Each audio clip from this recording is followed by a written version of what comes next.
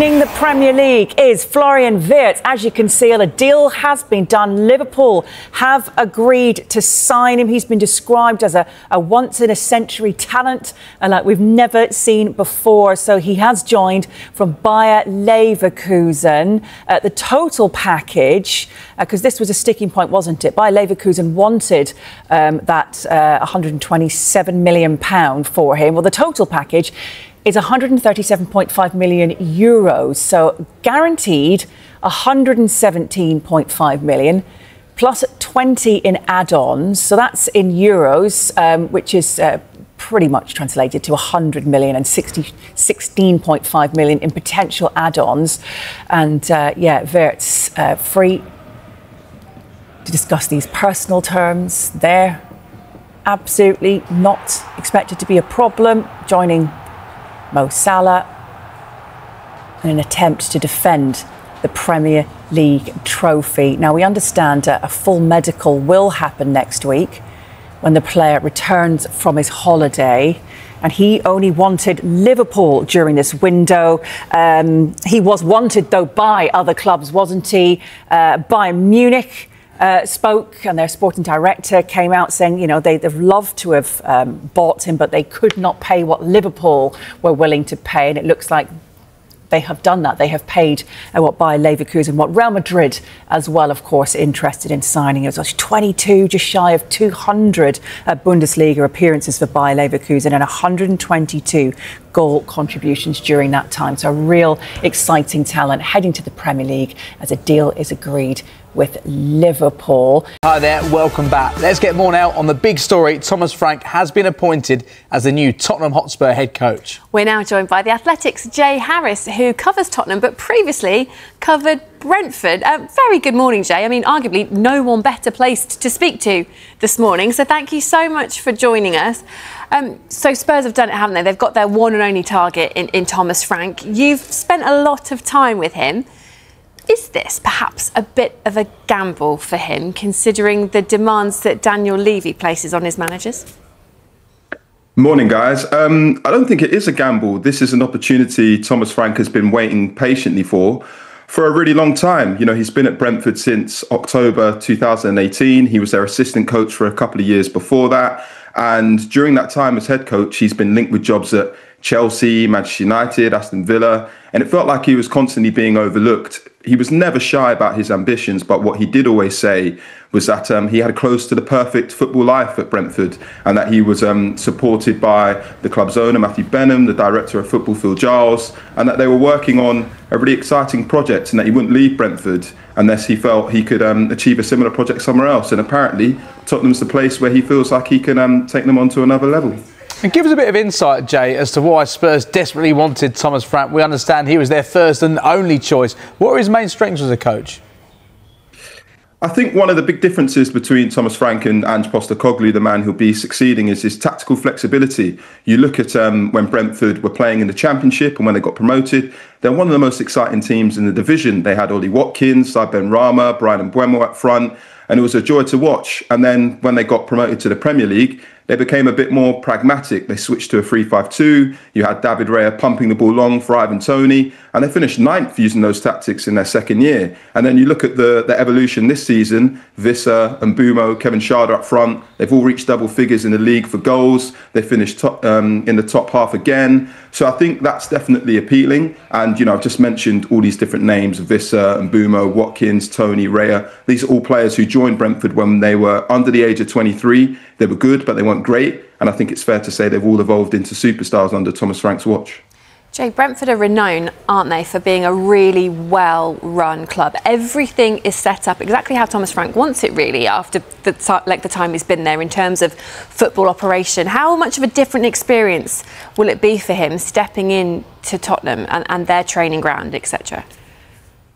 Yeah, I do think what helps him out massively is that he has a pre-existing relationship with Tottenham's sporting director, Johan Lange. They're both from Denmark, and they worked together at a Danish club called Lyngby around 2 decades ago. And I actually think there are some similarities between Johan Lange and Brentford's director of football, Phil Giles. They're both quite quiet and reserved. They don't seek the limelight, and they both definitely look to find, I guess, hidden gems in the marketplace. And we've seen that a little bit with Spurs over the last year or so when they've signed Lucas Bergvall from Sweden and Antonin Kinski from the Czech Republic.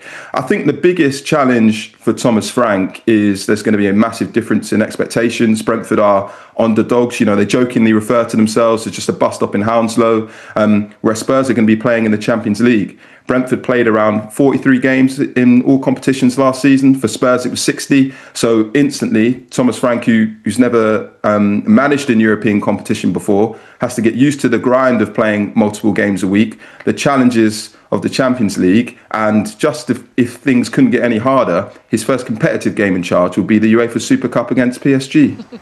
And just looking at Brentford for a moment, Jay, Frank spent 7 years at Brentford, turning from a Championship side to a well-established Premier League club. How will they go about replacing him? Because since Brentford have been in the top flight, they've survived, but they've thrived. There's not been any danger of going down. But surely Brentford fans will be fearing for this season. I think this is probably one of the biggest decisions the club's ownership and senior figures have had during their time in charge. Because, like you said, Thomas Frank's been there for 7 years, but he was the assistant to Dean Smith for 2 years. That succession plan had been laid out. So really, this is the first time they've had to conduct a proper managerial search in nearly a decade. And I think they would have considered Justin Cochrane, who was Thomas Frank's assistant, as one of the potential replacements. But Justin Cochrane is following Thomas Frank to Spurs. So it's going to be really tricky for them. What Thomas Frank was crucial to at Brentford was instilling a really positive culture. And so I think that's what Brentford will be keeping an eye on. Not just someone who's very good on the pitch, but someone who off the pitch is warm and friendly, contributes to that really cultivating environment that Brentford have. But it's going to be really intriguing. We've obviously seen a few names thrown around, like Kieran McKenna. I know that Brentford have liked him previously in the past. Just have to wait and see what they do. But I mean, for lots of young coaches looking at potential jobs this summer, I think Brentford would be a great opportunity for them. So I don't think there'll be a lack of interest in the role. Yeah, it's a really intriguing opening, isn't it, in Brentford? In terms of Thomas Frank's insistence, really, on taking his or many of his backroom staff with him, why was that so important to him? Do you know?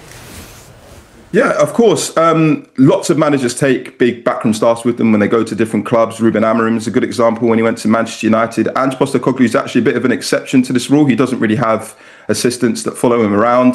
And if you want proof of why it was important Thomas Frank took Justin Cochrane, listen to interviews that Johan Visser and Brian Mbeumo have done over the last year or so. They've obviously both had fantastic seasons, and they've given Justin Cochrane a lot of credit. From what I understand, it's normally Thomas Frank and Justin Cochrane who work with the attacking players on the training ground, and other coaches take care of the defensive side. And then Chris Haslam, who's also following Thomas Frank to Spurs. I think Chris Haslam's been at Brentford as long as Thomas Frank, so they've got a really well-established relationship. The analyst Joe Newton has been at Brentford for 6 years, so he's been a part of that journey from the Championship into the Premier League. So he's surrounded himself with people who know how he works, know how to get the best out of him, and it's going to be important that he has those allies in an unfamiliar environment at the beginning. And Jay, just finally from me, in terms of this coming season for Thomas Frank and Tottenham, what do you think will mark success? They're back in the Champions League, but what does he need to do to ensure he gets a second season and a third season, which of course Ange didn't?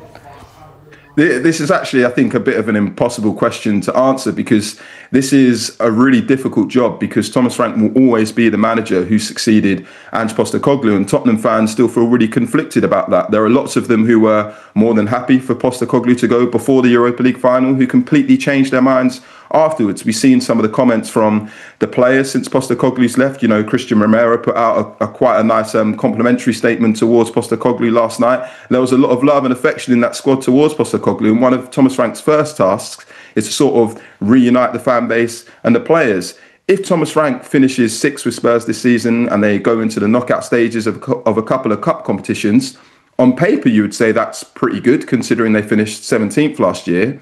But then you'll get a lot of Spurs fans who will say, it doesn't really matter, we should have kept Postecoglou. He was the man who gave us our first piece of silverware in 17 years, our first European trophy in 41 years. So it's really hard to gauge. I think what Spurs fans will want to see is more consistent performances. They'll want to see players improve. I don't think too many did over the last year under Postecoglou. But it's quite a big challenge. I know Spurs performed badly in the league, but that Europa League final victory sort of changed everything about Postecoglou. Arsenal faces key striker dilemma: Victor Gyökeres or Benjamin Sesko. With the summer transfer window fast approaching, Arsenal is zeroing in on one clear priority: signing a top-tier striker. According to Football.London, it's the main focus at the club, even with other areas like midfield also being addressed, where talks with Martin Zubimendi are already at an advanced stage. At first glance, the decision might have seemed straightforward. Benjamin Sesko was heavily linked with Arsenal last summer before deciding to stay at RB Leipzig for another season. Many expected the Gunners to renew their interest in the Slovenian this year. However, the arrival of Andrea Berta as the club's new sporting director has reshaped the strategy. Head coach Mikel Arteta has acknowledged that Berta's influence will refine and perhaps even redirect the club's transfer plans, including the crucial striker role. Enter Viktor Gyökeres. The Swedish striker has been in sensational form for Sporting CP, netting an astonishing 95 goals in 100 appearances across all competitions over the last 2 seasons. His numbers are hard to ignore, and they've quickly made him one of the most prolific centre-forwards in world football. But here's where the fan base finds itself split.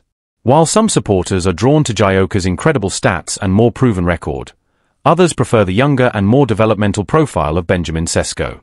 After 2 seasons in the Bundesliga, Sesko has scored 39 goals in 86 matches, a less flashy record, sure, but not without its context. Gyökeres plays in the Portuguese league, which, with all due respect, is less competitive than the Bundesliga. He's also leading the line for Sporting, a dominant force en route to back-to-back domestic titles. Sesko, on the other hand, plays for Leipzig, a team currently sitting mid-table in terms of chance creation, making his contributions arguably more impressive. And then there's the penalty factor. Of Sesko's 39 goals, just 4 have come from the spot. Gyökeres, meanwhile, has scored 21 penalties among his 78 league and European goals. While it's fair to say he likely earned some of those penalties himself, the difference in open play production suddenly feels less dramatic. Age is another key factor. Gyökeres turns 27 in June. Sesko? He'll only be 22 later this month. A 5-year age gap matters, especially if Gyökeres takes time to adapt or doesn't hit the ground running. Sesko offers far more long-term upside, not just in potential but also in future resale value. Gyökeres might be more of a now player, but with that comes risk, just like Sesko, albeit in a different form.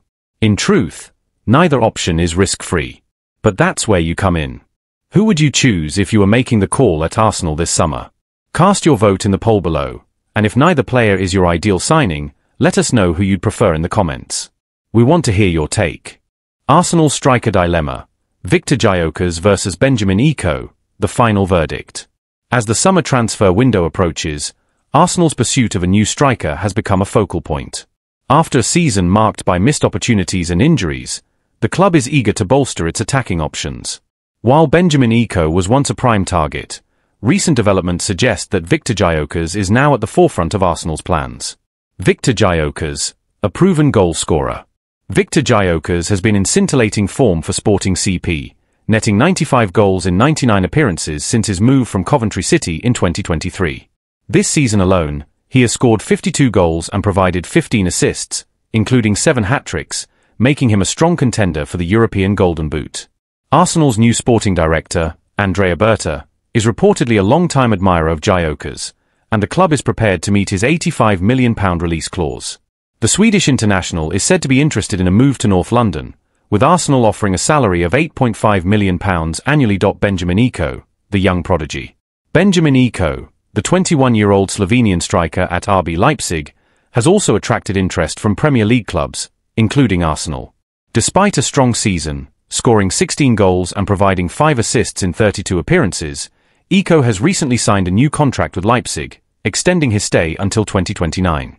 This decision has complicated Arsenal's pursuit, as Leipzig's €70 million release clause remains a significant hurdle. The verdict: Gyökeres over Eko. While Eko's potential is undeniable, Gyökeres' proven track record and immediate impact make him the more pragmatic choice for Arsenal. His experience in top-flight football and consistent goal-scoring ability align with the club's current needs. With Premier League rivals conceding defeat in the race for Gyökeres, Arsenal appears poised to secure his signature. Your opinion matters. Arsenal fans, the decision is in your hands. Who would you prefer leading the line next season? Cast your vote in our poll below and share your thoughts in the comments. Your voice can influence the future of the club.